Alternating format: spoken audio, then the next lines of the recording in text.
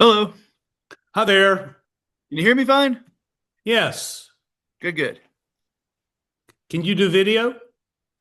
I prefer not to go live on my face if it's possible. Okay. It's all right.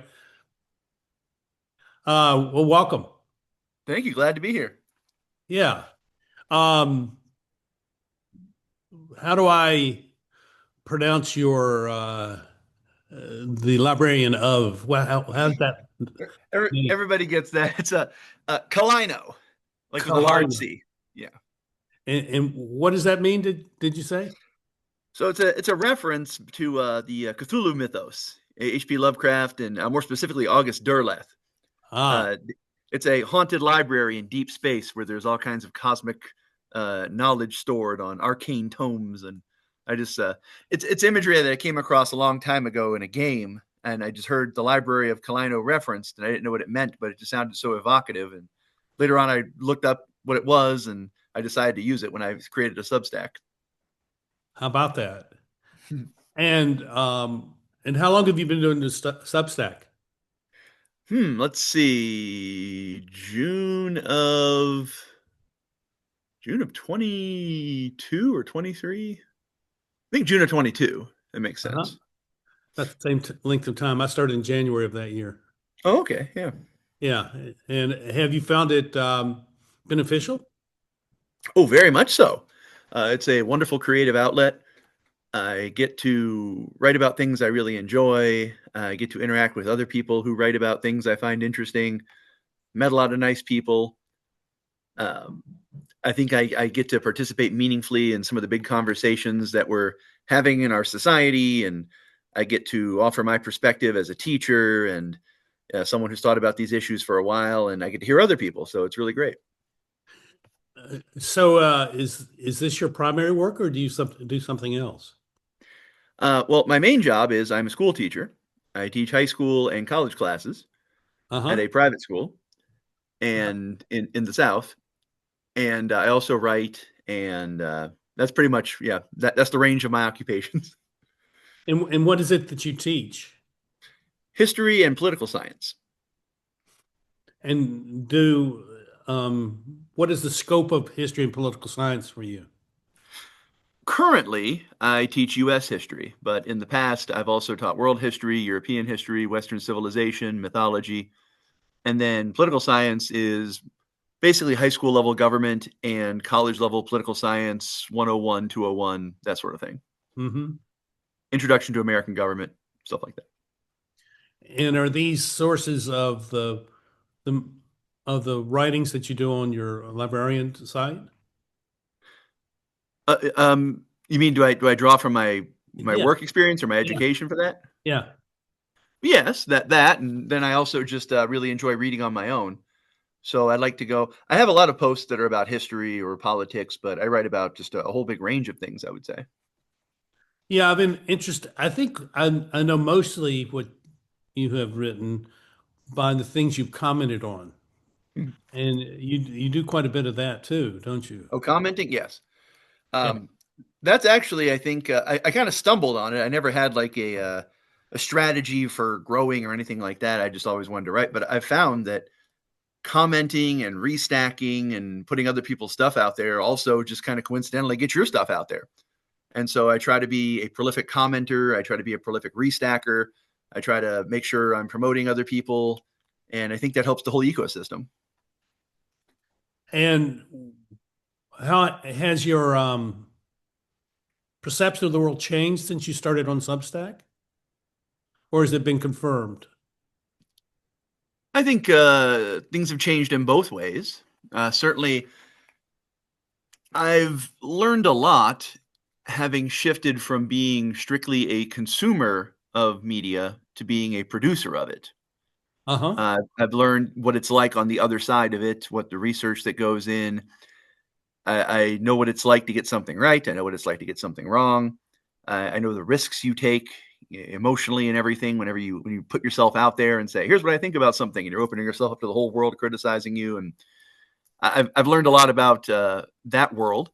I've learned a lot about the other people who write, both in this kind of spheres I move around in, and the people who are more sort of within my sphere but disagree with me about very important things, and then people outside of my sphere, some of whom approach my work from a critical but friendly perspective, some of whom, get angry at me. So I've gotten kind of a sense of all these dynamics that exist online. But in a lot of ways, it's also confirmed a lot of the things I believe. I went in with certain fundamental assumptions about human nature, politics, spirituality, things like that. And I've seen little to disabuse me of that. If anything, I would say I haven't been consistent enough in taking my ideas to their logical conclusion. Huh. Interesting. So you're finding affirmation that maybe you weren't finding prior to this. Is that would that, or maybe it's not so much affirmation.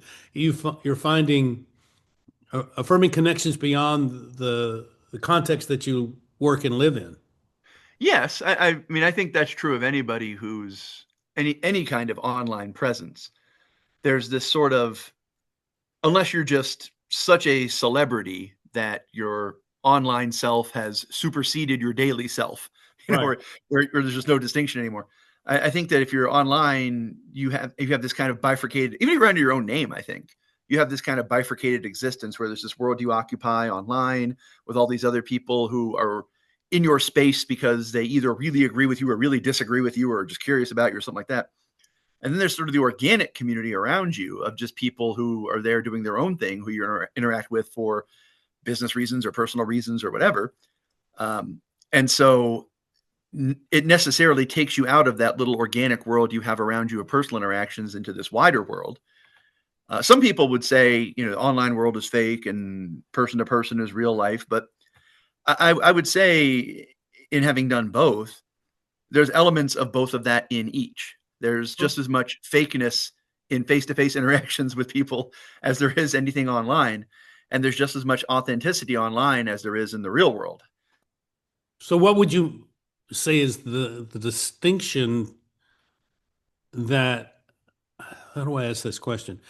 Well, let me just say what I'm thinking. So it would make sense to me that what you're actually describing is that when someone decides that they're going to sort of own their own ideas and express those ideas in a congenial but very definitive way, that it allows for the social media world to become a place of genuine connection rather than simply one of superficial connection. Would that be Yes, correct? absolutely. I think it's just as possible to be authentic online, even with a pseudonym. I think it's possible to be just as authentic online as you are in your day-to-day life. And it's possible just to be just as fake in your day-to-day life as it is to be online. You can pretend to be someone without pretending to be someone. Well, you're not. I mean, you're operating with a pseudonym, and that's really interesting to me. Mhm. Um, and the question I have um, is well, what is that experience like? I mean, my name is out there everywhere, and so I'm sure that people. Anyway, I'm not sure what people even think of me. It's not really important to me. But here you are. You have a pseudonym, and would I be correct that you are doing that so that you do not make this a subject of focus for your family and for your circle of friends or other, larger family in your daily life? Would that be a valid way of looking at it? The main reason I chose to be pseudonymous is because it's not because I wanted. Some people, they pick up a fake identity because they want to say edgy things or nasty things or something True. like that and not face consequences. Yeah. I don't write anything that I wouldn't be willing for my students to read. And I don't express any ideas online that I don't express in my personal life. In fact, I make a point of not using any swear words in my writing just for that reason. I like, dot them out or whatever. Uh, Mainly, I write pseudonymously because I don't want to draw down any unwanted controversy on my school where I work or Right. on any of my colleagues. No, I could write disclaimer after disclaimer. This does not reflect the opinions of my school, but it doesn't matter. They're associated with me. Somebody who doesn't like me might just start some campaign, and this school hired this horrible, Nazi, whatever, and then it puts them in a bind. And I don't want to do that to them. I don't want to drag other people into my arguing. So I write under a pseudonym so that I can keep those two worlds separate. I got it. That makes perfect sense to me. And I think it's a form of sacrifice because you're sacrificing a bit of notoriety and maybe even celebrity if you're really good at this in favor of maintaining a respectful relationship to the people who are most immediately engaged with your life. Yeah, I mean, and then I don't want to cast it as I'm making a sacrifice, because celebrity isn't really something I'm looking for. I think I'd be really if all of a sudden, for whatever reason, uh 100,000 people subscribed to me because of something I wrote randomly and they just liked it. I would be just taken aback by that. I wouldn't know what to do. Just getting pulled into that, and then there's just this enormous pressure if you're that big to just be that person. You have to keep, you got 100,000 people now, your world has shifted, this is your main thing, and now you have to be that guy forever. And I think for some people that becomes kind of almost like a prison, Right. where they can't grow or develop or anything like that, because if they change, everybody wants you to be this old guy that you were. And so I like to think that I've found a balance between being known online, being able to express myself and things like that, and also retaining that control over who I am, where I don't belong to the world. Have you published in other ways than on Substack before? Sort of, yes. I've been I've been in academia for a while, not as a like tenured professor or anything like that, but I have multiple graduate degrees, so I've had a few things out there. And does that experience affect how you look at what you do here? To some extent, in in college, academia, that sort of thing, the best thing it teaches you, I would say, is just that discipline, that ability to research, to grind, to make an argument, to refine it. Gives you it gives you a sense of how good you are at something relative to other people who are very good at it. Hmm. And it makes you a decent critic and a decent judge of ideas, hopefully. So that would I would say is the primary way it's informed what I do here. And I'm not asking you to tell us what that would be, but have you published in book form? No, no. I've edited things. I've edited books for professors and things like that, but I have not published my own book. Do you see yourself doing that at some point? Possibly. I've certainly over the last few years, I've gotten a lot of experience in writing at volume. A Well, let me restate it. Let me restate it. Um, because a lot of people come on Substack so they can write and write Yes. long form essays, but they're critiquing something. And then some of us are trying to promote a particular idea or a Mhm. particular something, cultural artifact or something like that. So I'm wondering what it is that you see as kind of the core thing that you're trying to express to the world of Substack or the world at large. The main thing I'm trying to do, and there's a political dimension to this, there's I guess, a spiritual dimension to this, a social dimension, an educational dimension. I'm trying to revive the forms of the West. Pretty much everything I do is along those lines. I use politically speaking, I describe myself as a rightist. I'm a rightist in the sense that I believe in those sort of pre-enlightenment values, the transcendence of society, the idea that earthly models have divine models, that notion of hierarchy, moral hierarchy, human all hierarchy just as a thing. The power of myth. The power myth to me is a language in which we express our culture, Hmm. and we've And as I see it, Western civilization goes through these sort of cycles or periods where we rediscover these forms, we rediscover these tropes, we rediscover these myths, and then great things are built, and then we enter a period of decadence where they're forgotten. But we always, and in fact, I've used this imagery in my writings, we always return to the well. We always go back to the well. Uh-huh. And that's what I want to do. I decided when I started my Substack that I was going to write on the broadest possible range of topics of anybody else. You can find someone on Substack who writes better on any particular subject I write about. They specialize in it. It's what they do. They write more accurately, they write better. And there's lots of people who do that, but no one, this is my goal, no one writes about more things. No one writes about a broader range of things. And I do that to show that the perspective I have is applicable for everything. There's a traditionalist way to review movies. There's a traditionalist way to talk about lifting weights. There's a traditionalist way to talk about popular culture. There's a traditionalist way to talk about internet trolls. I mean, it's applicable everywhere. It's a full spectrum, less an ideology than just sort of a mindset, a way of being, a Dasein. Mm-hmm. So, I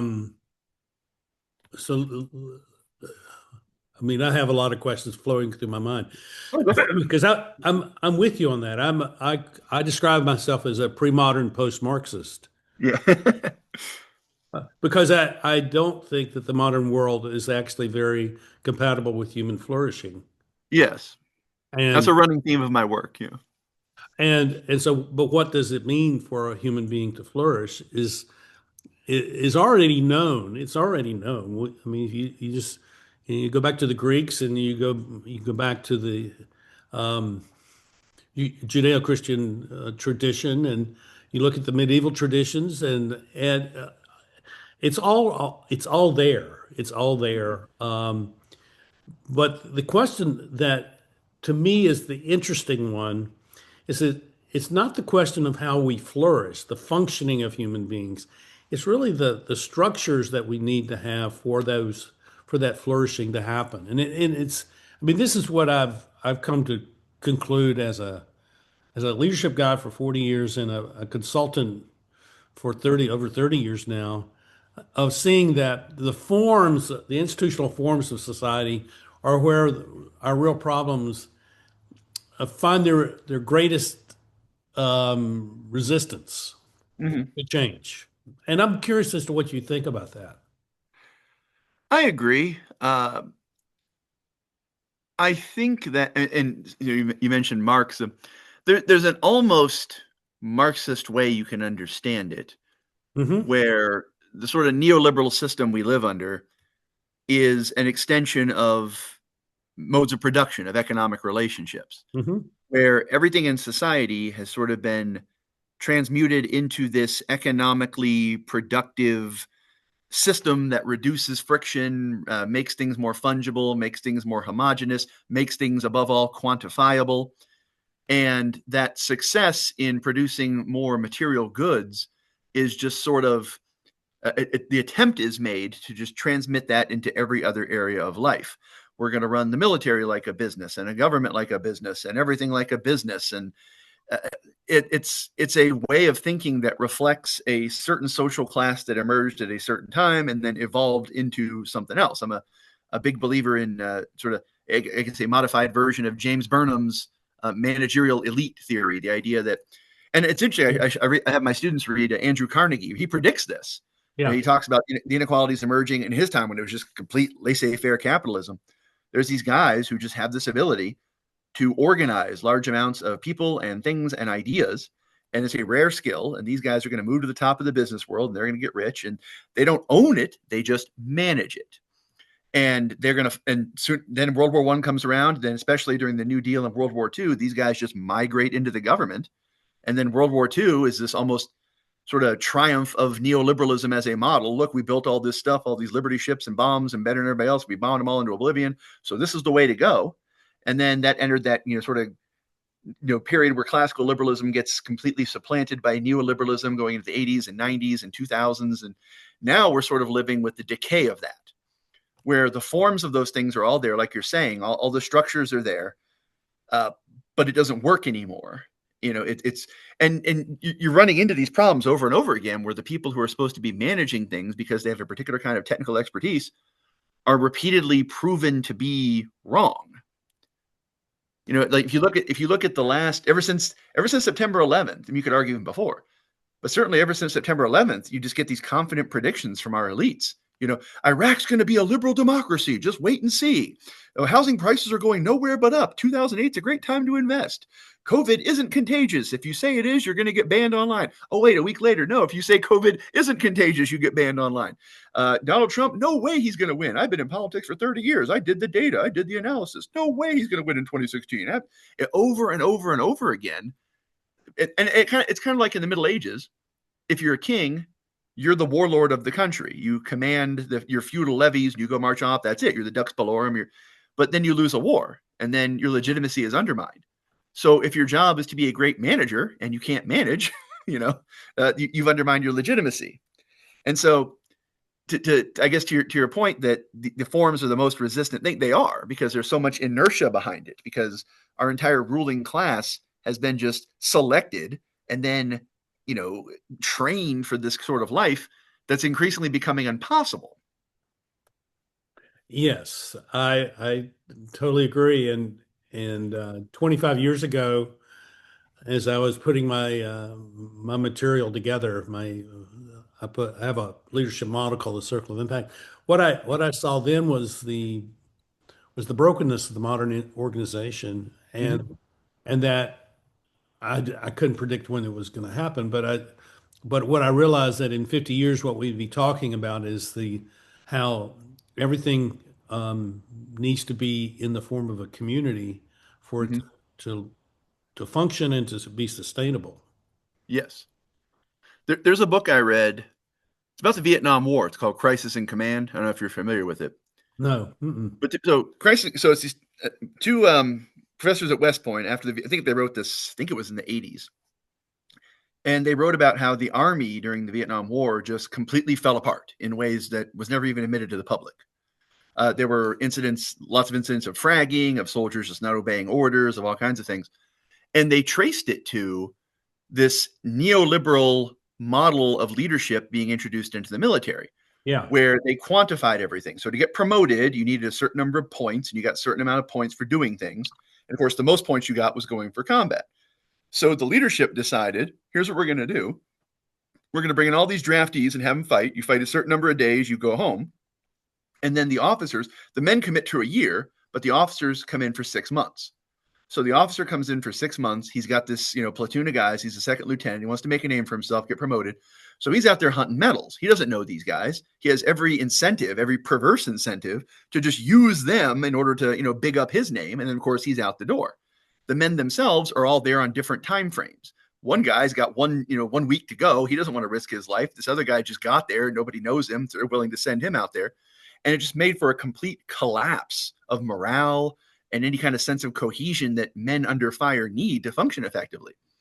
And looking at that model of people being brought in, they don't know each other, they're all there for different reasons. Leadership is completely mercenary. They're there to, meet their quarterly numbers and then move on somewhere else. You could just take that and just move it to any other area of life, and it's the same model. It's the exact same thing. Mm-hmm. I mean, I tell the kids, Andrew Carnegie founded U.S. Steel. So it was his company. He ran as a partnership, him and a couple of the guys. And eventually, I think he bought him out. I said, who owns IBM? Who owns Kraft? Who owns Ford? And it's nobody. There's just pieces of it owned by this group and that group, and ownership is completely diffused among this entire class, almost in a weird way like communism. Like they've got collective ownership of private property, but it's just managed by individuals. And so no one's responsible for anything ultimately. No one's name's on the line. Everybody just shifts around from place to place. You see the same people cycling from politics to the universities to the media to the military to NGOs and corporations, and they just cycle around, same guys. Do you find that there is a significant number of people who share your perspective? Online, I would say quite a few. In my personal life, I live in an area. I live in the South.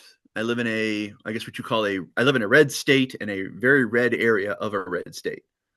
Hmm. Most of the people there, the thing about being a conservative, as opposed to sort of a rightist, where you're thinking about these things in kind of ideological terms, the thing about being a conservative is you tend to hold on to ideas for a long time. And so a lot of the people that I deal with, they basically still have this almost like Ronald Reagan mindset. Yeah.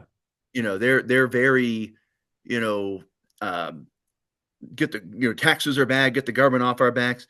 But there's this almost schizophrenia because at the same time they're doing that, talk about ending their social security. It's like, it's like, and you can kind of understand the problem we're in, Right. where you've got to, Reaganite ideology was this fusion. I think they use that term fusionism of small government conservatism, almost libertarianism in that sense, aggressive foreign policy, um, and social conservatism and these sort of business friendly policies, but they don't go together. No. You can have free market economics and anybody can buy and sell whatever they want, or you can have social conservative. Pick one. You can have a limited government with small tax base and not a lot of government spending, or you can have a gigantic global army confronting communism or whatever. Pick one. And the way they solved that problem was just to cut everybody's taxes, but also not cut spending. And so we had these huge deficits. And so now everybody just borrows money against their kids. But no one I deal with in the day-to-day basis, I think, has really accepted the full implications of that. And that's the biggest difference generationally, I'd say. If you are sort of a baby boomer or older, you benefited from that system. You benefited from the tax cuts. You benefited from the stock market booms, even though there were several busts along the way. You still benefited from that. And then the younger guys are looking at, they're the ones left with the bill. And so I think that fuels a lot of the sort of generational politics back and forth is online. It hasn't really gone much to the in-person world, but I'd say it's coming. Oh, I think it's here. It's Oh, I could say I could see that too. Yeah. and because I spend a lot of time seeking out millennials and Gen Zs and talking to them about things, and I've come to have a little phrase that I use. I ask them and says, "So, the world I see for you is that you're given answers to questions you never asked." That's And a and good way when to put it. and when I say that to them, their face lights up and says, "Oh, that's exactly the way it is." And so the question is, I don't know how old you are, but I'm 46. okay, so you're in your mid 40s, which Mhm. is that kind of a juncture for a lot of people as Mhm. they kind of make their decisions about what they want their life to be like for the remainder of their working life. Mhm. Um, I'm astounded by the number of people who change careers in their 40s. Yeah. I did. I changed my career in Ford. I was 42 when I became a consultant and Yeah. left. Anyway, that's a whole other story. But what I see is that uh, they're beginning to wake up to the reality that no one's coming to save them. Yeah. I They're hit gonna that have- point a lot actually and in they're class. and they're going to have to do it themselves. And the Mhm. question, but you see, I think that's the beauty of the time we're in, is that um, we're going to go through a collapse of some sort, Yeah. and people your age and younger. I mean, I have um, three children that are a little bit younger than you, but they're all suffering in the sense that none of them are able to buy a house at this point. Yeah. It's too expensive, too difficult to do that. Um, their economics are not settled enough for them to be able to do that because they've chosen not to be primarily wards of the of a corporation, and and so it's and so I talk with them and I talk with these other young people, and what I discover is they don't feel obliged to maintain what everyone my age, I'm in my 70s, feels the need to to sustain. And I think that's a very interesting thing, and I think it will only grow in significance as things get worse. The question is, I agree. and my question is, okay, what are they going to do? How do we help them gain a sense of empowerment and agency so that they can take care of, and maybe where they start is taking care of their local community, taking care of their family, taking care of the people in their neighborhood, in their apartment house, things like that. I think where it can begin and build the kind of committed relationships which allow for community to actually form in a significant sense. So I think that, well, first of all, I would say there's a lot of negative trends, but I think there's also a lot of positive trends Hmm. that I think are especially good for young people coming of age right now. One of them, and say this to lead up to like sort of my direct lessons to them. The war in Ukraine, among other things, among other world-changing effects I can think it's going to have, is that it's taught the United States, or it should have taught the United States, that we cannot continue with this neoliberal policy of just labor arbitrage and selling all our factories to China and hoping they'll sell us stuff if we go to war with them and stuff like that. We need to reindustrialize. And that means a wholesale revival of not just our physical infrastructure, but our human capital. Hmm. And for these young men coming of age in this world, there's never going to be a better time to get these technical skills. Right. The old electrical engineering, mechanical engineering, and the computer and hardware and software skills you're going to need to go into that. The white collar jobs in a lot of ways are going to go away. The accountant jobs and things like that are going to be automated by AI. You're going to see that, but the actual manufacturing of things is still going to be a heavily human dependent activity, and we're going to need a lot more of it. So I think for especially working class young men, it's going to be hopefully a boom time. Now, what to do with that? A lot of the young people, I mean, I see them every day. I teach young people, young men and young women every day. And I try to inculcate in them not my ideas. I never preach my personal philosophy. I give them a wide range of ideas. I give them a wider range of ideas than anybody else does. I introduce them to thinkers other people don't talk about. I got a bookshelf, full of, Joseph de Maistre and stuff like that. I introduce them to all these ideas, but I want them to adopt a critical attitude towards society, not critical in the leftist sense, where they look at civilization itself as some kind of oppressive imposition. I say critical in the sense that understand everything you're being told is being told to you not necessarily with some kind of malicious intent, but it's in the service of an official ideology, a liberal ideology. And the stories you're told about the American past and this event, they're all colored by that. It's not to say they're wrong, but they're colored by that. Hmm. And so I want them to be reverent toward timeless things. I want them to be brave, and I want them to be honest, and I want them to look up high for their values. But I want them to be critical or even irreverent about just some of the lazy, very modern, very novel tropes they've been handed. I mean, one of the big controversies online that you see right now is, and generationally speaking, if you look at like the people who are, sort of the normie con conservatives and the older people, there's just people you can't criticize. You can't criticize aspects of the civil rights movement. You can't criticize World War II and the Civil War, and there's all these things. And a lot of young people are just sort of naturally rebelling against that. Hmm. Sometimes, granted, in very unhealthy ways. Hmm. I don't But blame the them. irreverence, I think, just taken in the abstract, is a positive sign because it makes them reflect. Maybe all these changes weren't universally good. I mean, you look at the backlash that is happening right now with the situation in Virginia, where they had the Capitol, they removed Robert E. Lee, and they replaced him with I don't even remember. Nobody knows her name. This is a person who just was a. I mean, I don't want to say she's a bad person, but just sort of a minor historical footnote that you would only know about if you read a very, very specific book about that part of Virginia and that year, and desegregation like played no larger role in American society or Virginia. But all of a sudden, she's the hero replacing Robert E. Lee. And I think a lot of young people are, because of the internet and everything, they're able to watch this process happen in real time. Like, you took away the old hero, and you just brought in a new one, and everybody's clapping like this is how it's always been. Oceania has always been at war with Eurasia. Like, wait a minute, this doesn't. Who is this person? Why are we supposed to? Why are we reverencing her? Why is she going to be on stamps and coins now?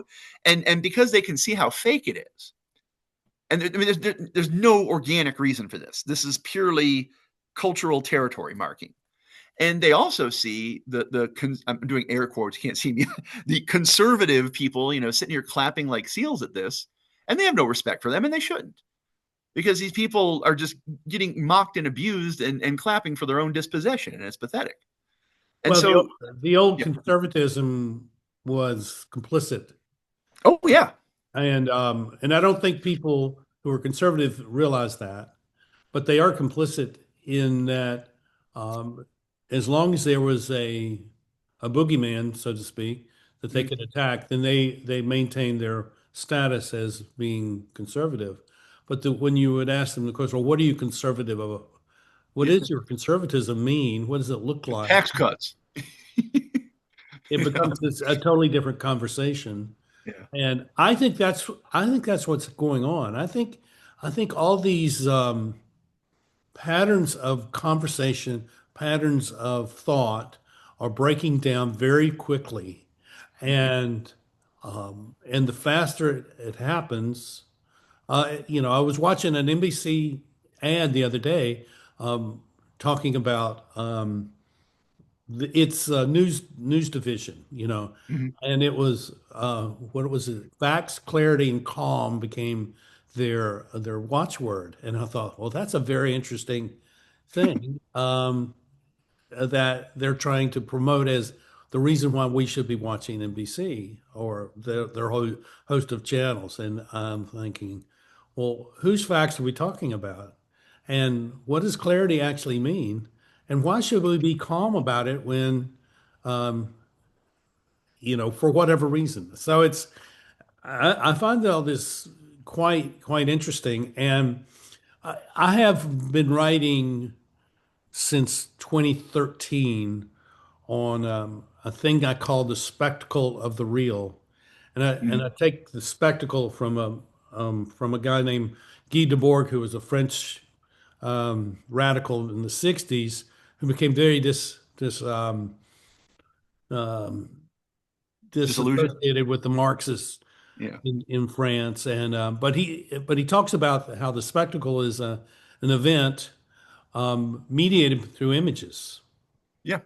And so I've been building across that and talk a lot about that. And what I find is that when I speak directly with people about that and can point to things on the screen that they say, well, do you know that that's really true? And they say, well, I assume it is. It's because they're showing it to me. I said, well, you can't assume that. It's you need a level of skepticism that will protect you and your family from making decisions which will put you in jeopardy. Oh, yeah. In my government class, political science class, we spend 2 weeks just talking about the media, and I explained to them that what does the word media mean in Latin? It means like in the middle, in between. That Mhm. there's the phenom. So we've moved from a general societal perception of reality, which was direct, personal, organic. I might read a newspaper about Abraham Lincoln, but I'm far more likely to know about him from personal experience. He would come around to town. I'd go see him do a stump speech, stuff like that. We've moved from everything we know about life coming 90% from our own experience and 10% from outside sources to the exact opposite, where almost everything we think we know of the earth is coming towards us through screens. And that's power for whoever controls what runs through that screen. And you're seeing two different tendencies at the same time. You're seeing, on the one hand, this consolidation of media production in fewer and fewer hands, where there used to be 50 major media outlets and now there's like 5 or 6, but all of which are heavily infested with government official, retired, FBI guys going to Facebook, retired CIA guys going to Google, that kind of thing. I mean, they're fully just compromised in that sense, where what you're seeing reflected in the major media outlets is this kind of ideological propaganda. But there's this counter tendency because the internet will never be just controllable. No matter how hard people try, stuff's always getting through.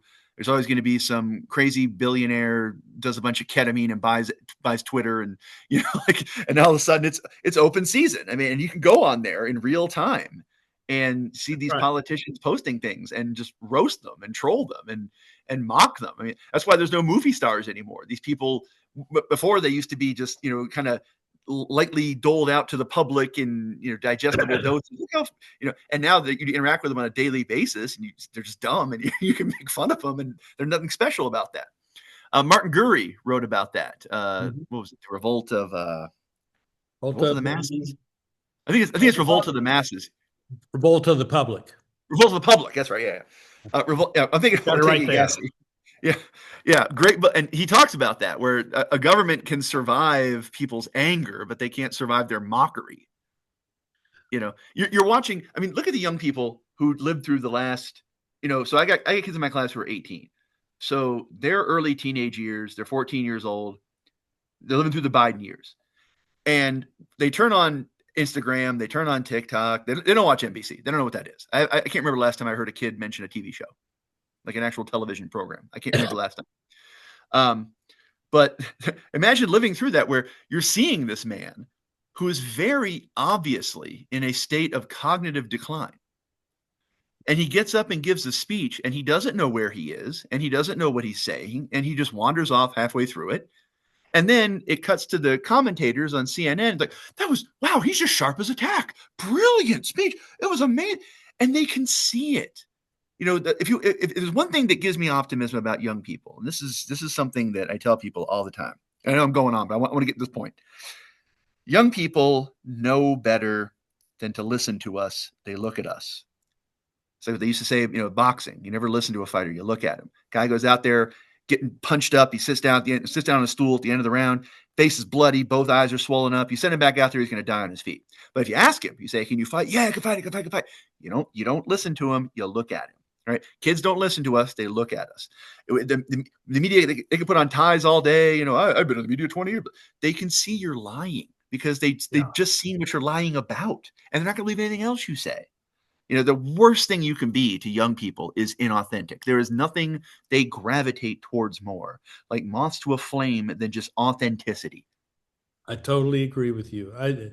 Of all the things you said, that resonates more deeply with what I've seen.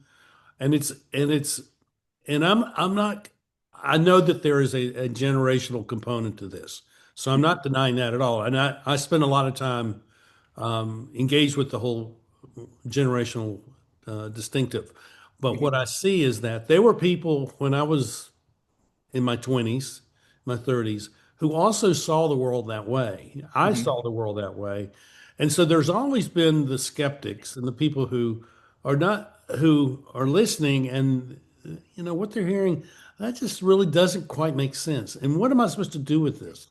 Well, you're just supposed to comply. You're just supposed to go Yeah. along and to get along, and what that means is that in many senses, the people that we were really close to when we were young are no longer the people we're close to because they chose a different path than we Mm-hmm. chose. And so I'm very hopeful for the future. I don't know about you, but because I am.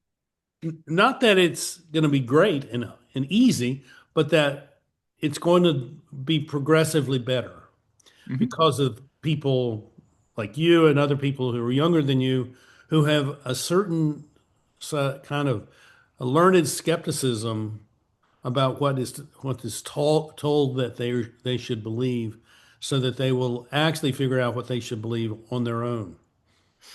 So yeah, I think what happens to kids, what happens to all of us in some way. When you're young, you're authentic. You hate hypocrisy. You hate all these things, and then all of a sudden, you're an adult and you have to navigate the world, and you learn this awful truth that lies are like, if society is a machine, lies are the oil. They make everything flow together. And it makes practical sense, not moral sense, but practical sense to go along with it, or at least it did. Now young people are entering a world where there's no benefit to just parroting these slogans and shibboleths and propaganda. Diversity is our strength. Diversity is our strength. Time was you said that to get a job and keep a job. But now you say that and you don't get a job and you don't keep your job. Diversity is strong and you're not a part of it. And a lot of young people, there's that article. I mean, I wrote about it. I think a lot of people did. Jacob Savage from Compact, the article he wrote about being a white guy excluded from being involved in Hollywood stuff. There's a freedom that comes from that kind of exclusion. Yeah, you've been horribly discriminated against and you've been shut out of something you love and you're not going to get a chance to express yourself.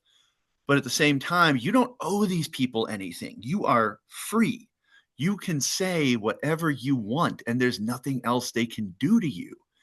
And I think that's what kind of bugged some people about his article, is that he kind of pulled his punches toward the end. He didn't just take it all the way like he could have. I wish I could have been a part of what those people are doing. Why? They're liars and cowards. If you had somehow gotten in, past all their gatekeepers and all this stuff like that, you'd have had to have dealt with them on a daily basis, these awful people. They don't want you there. They would have gotten rid of you if they could have.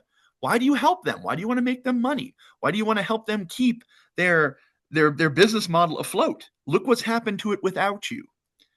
It reminds me of something that I read that Solzhenitsyn said, and I'm looking it up right now. I posted on this a couple of 3 years ago. He wrote, "You only have power over people as long as you don't take everything away from them. But when you rob the man of everything, he's no longer in your power. He's free again." Yeah, I mean that's Machiavelli wrote when he wrote How to Maintain Power. He said, a ruler should be feared but never hated. And then the best way to be hated is not even to kill somebody's relatives. People will forgive that if the guy actually did something bad. Like the guy really was a traitor. Okay, I can live with that. But if you take all their stuff, if you make it impossible for them to live, there's nothing that will make them hate you quicker than that. And so even more than all the social chaos that liberalism has introduced, the lawlessness of mass immigration and all and crime, everything like that, the fact that you have all that, but you can't make a living, I think undermines people's loyalty to that. And I think that's a good thing. So not good in the sense that people are poor, but good in the sense that it makes them realize how crooked it is. So here's my last question. Mm-hmm. And I'd like you to speak to being a teacher. Mm-hmm. And what is it that teachers who may be hearing this or seeing this, what is it that teachers need to be doing differently than what they have been doing, say, over the past century, that can help their students gain a greater sense of their own agency and their own capacity to make a difference that matters? You as a teacher are a connection point to young people, between young people and higher things. And your job as a teacher is to take them out of the world they live in into something timeless. William Torrey Harris, an education reformer, he lived around time of a guy named, and these aren't people anybody knows about anymore, but they should be known about because they're really Michael Damaskevich. So there's a whole bunch of these people who, when Deweyite progressive education was becoming the norm, they stood against it. They were essentialists, perennialists. They had different names, but they were all saying it. William Torrey Harris said, the goal of education is self-alienation, an encounter with something fundamentally different from your experience that forces growth upon you. Because when you encounter something different, you necessarily have to reflect on yourself. This is what this is. But now what am I? And that, I think, is the fundamental goal for teachers. And I don't think there's ever been a better time to do it. I You agree know, with when you reflect on your practice as a teacher, really ask yourself questions. Is what I'm doing just something ephemeral? Is it modern? Is it novel? Is it what everyone else is doing? Or is this something that's outside of this time and this place? You know, I like classical education as a model because when I read Euripides, I'm reading a play that people were reading in the Renaissance and in the Byzantine Empire and ancient Rome and ancient Greece. I'm seeing something that all these other people saw. There's a thread, there's a connection. We've severed that connection as educators. We sold our birthright for soup. We yeah. said that those old things aren't necessary anymore. And instead, we need to learn practical skills to be in a democracy and blah, blah, blah. And all. No, no. Education's so much more than that. So, my advice to educators would be embrace the fullness of your profession. You know, to be one of my favorite treatises that I come back to again and again is an Itati compendium of 4 Renaissance humanist education treatises. And there's this line from Guarini that I've always come back to, where he talks about the study of history, and he says, "What is it? Quod ceteris negatum est, cum mortuis loquemur," and we will speak with the dead, a thing denied to others. And Mm. Oh, that's the other people don't get to talk to the dead, but a teacher can. You know, a historian can. A liberal arts person can. A person who has that. Um, and that's what I would say. my take on that, and I totally agree with you, is that we need to help people, particularly young Mm-hmm. people, recover generational memory. Mm-hmm. And I can go back, there are four lines in my family. My parents, there were four different lines there. And on one of them, we can go back to the 1640s. Mm-hmm. And we know some of the things that went on back then. And there is a continuity over time. I see generational memory as establishing continuity between the past through the present to the future. And Mm-hmm. that when you grasp this generational memory, it means that you are no longer beholden to your the those that are dictating to us what we should believe and not believe. Mm-hmm. And You so can be a tree or a tumbleweed. You can be rooted in something or blown around. yeah, yes, that's exactly right. Well, I thank you for joining me today, and I wish you well. Um, I would like you just to send me what you would like to put in the show notes, and I think that primarily has to do with what you do on Substack. But just send me that, and I'll figure out some image to use, and because there are no images here other than the name, but we'll figure something out. And if you do have something that is visual but doesn't reveal who you are, I'll be glad to use that too. Well, you can just use my what do you call it? My profile picture if you want. Okay, I'll do that. I'll do that. And so just write like today the Librarian of Celaeno talks about whatever. Like, you want me to say something like that? Yeah, whatever. This is this is your opportunity to just to speak to a collection of people around the world that probably would not normally find you. Okay. So there are a lot of. It's a very interesting cross section of humanity, and Well, excellent. Yeah.